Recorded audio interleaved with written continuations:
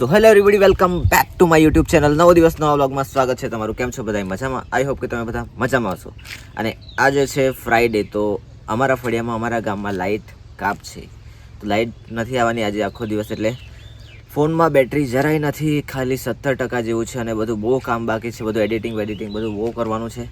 એટલે ફિલહાલ અમારે જવું પડવાનું છે મઢી, કારણ કે મઢીમાં લાઇટ છે. તો ફોન જઈને ચાર્જ કરીએ, બધું કરીએ, પછી એડિટ કરવું પડશે, બધું બહુ છે ને વ્લોગ પણ શૂટ કરવાનો છે. એટલે ફિલહાલ અમે આવી ગયા છે હનુમાન દાદાના મંદિરે, કારણ કે ગઈકાલે રાતે સુમિતને ખબર નહીં શું સપનું આવ્યું હતું, એટલે એ કહેતો હતો કે આવીને મંદિરે જવું પડશે. તો ફિલહાલ અમે આવી ગયા છે મંદિરે, અને ફોઈ લોકો બધા ઘરે જ છે, કારણ કે બા બીમાર થઈ ગઈ છે, એટલે ફોઈ લોકો પણ બધી ઘરે જ છે. એટલે પહેલાં તો જઈએ આપણે મઢી, ફોન ચાર્જ કરીએ, પછી બધું શૂટ કરવાનું છે એ પણ કરીએ. તમને મળીએ સીધા મઢી. ફ્રેન્ડ વેઇટ કરે છે ઓલરેડી, ફ્રેન્ડ આવી ગયા છે કડોદથી અહીંયા સુધી. ડેલી આવી જાય છે, અને ખબર નહીં કેવી લત લાગી ગઈ છે ને કે ડેલી જ આવી જાય છે એ. તો ફોન પર ફોન કરે છે કે જલ્દી આવો જલ્દી આવો. તો ફટાફટ જઈએ આપણે અને મળીએ ફ્રેન્ડને.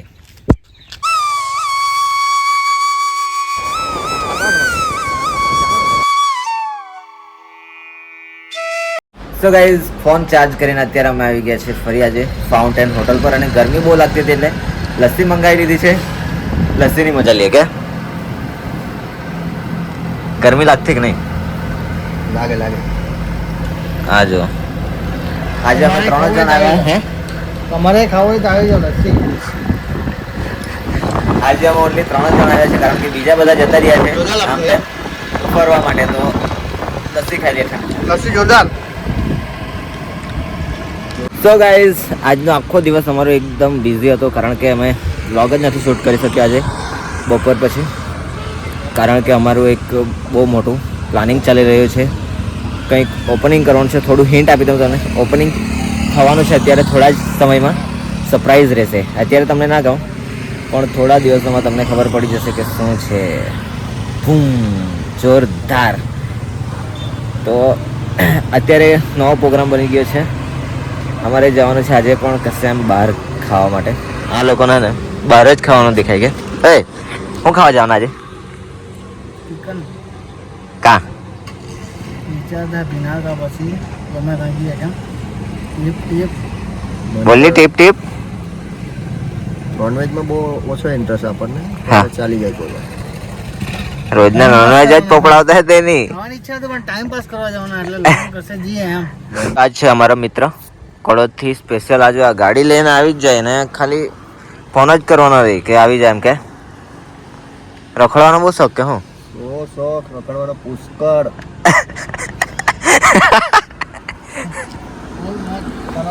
હે ટીપ ટીપ જ ચાલે. લોર્ડ ઓલ્ટો લઈને જવાનું આપણે જમવા માટે. આજે જોઈએ હવે, આજે નવી જગ્યાએ જવાનું છે. ગઈકાલે અમે ગયા હતા કહેર, એના આગલા દિવસ અમે ગયા હતા માયપુર. આજે હવે વિચારીએ છીએ કે ભીનાર જઈએ. ક્યાં? ભીનાર તો બહુ દૂર પડશે. કેટલું કિલોમીટર થઈ જાય? અહીંથી 55 કિલોમીટર ખાલી નોનવેજ ખાવા માટે. તે પણ જોઈએ હવે, બહુ દૂર પડી જાય એવું લાગે છે. તો હવે જુનવાડ જઈએ, સાહેબ જુનવાડ જશું રોસ્ટેડ ચિકન ખાવા માટે કે.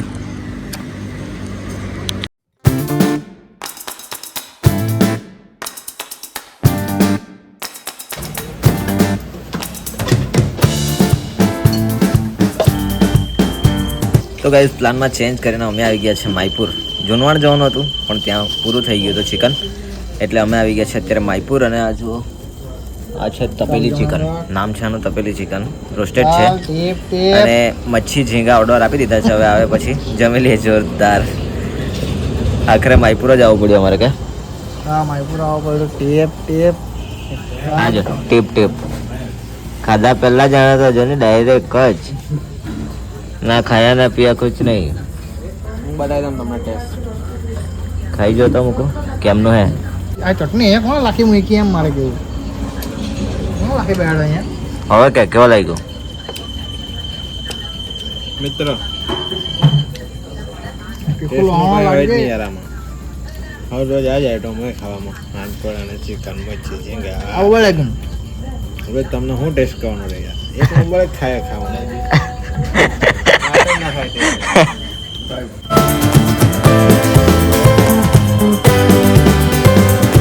જે આઈટમ આવી ગઈ છે આપણી આ જો આ છે ઝીંગા મચ્છી ચિકન આ છે જો હેલ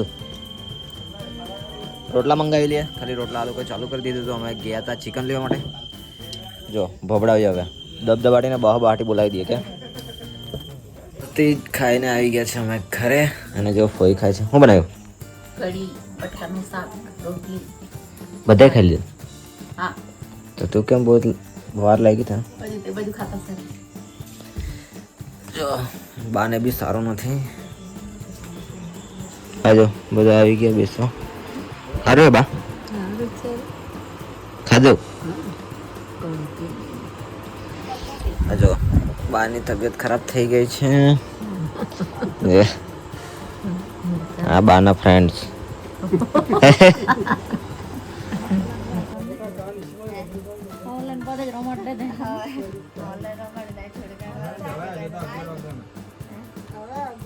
સો ગાઈઝ અત્યારે વાગી ગયા છે રાતના 11:30 એ બધા જતા રહ્યા છે અત્યારે ગયા છે બધા બાને મળવા આવ્યા હતા કારણ કે બાને સારું નથી ને એટલે બધા બાને મળવા આવ્યા હતા અને બા તો ખાઈને સૂઈ ગઈ મસ્તથી બધા જ સૂઈ ગયા છે હવે તો હું પણ હવે સૂઈ જાઉં કારણ કે વાગી ગયા છે 11:30 એડિટિંગ કરવાનું છે થોડું કરી દઉં પછી અને તમને શું લાગે છે કે સરપ્રાઈઝમાં શું રહેવાનું છે એક્સાઇટેડ રહેજો થોડા જ દિવસોમાં ખબર પડી જશે તમને કે શું છે સરપ્રાઈઝ જોરદાર જો બધું પ્લાનના હિસાબે ચાલ્યું ને તો થોડા દિવસોમાં તો ફાઇનલી થઈ જ જવાનું છે જોરદાર અને લાગશે કેવું કે હા જાતે કંઈક તો કર્યું છે એમ જોરદાર છે થોડા હિન્ટ તમને ખબર તો પડી જ ગઈ હશે કે તમે શું છે સરપ્રાઈઝમાં કોમેન્ટ બોક્સમાં જણાવજો તમને શું લાગે છે કે શું રહેવાનું છે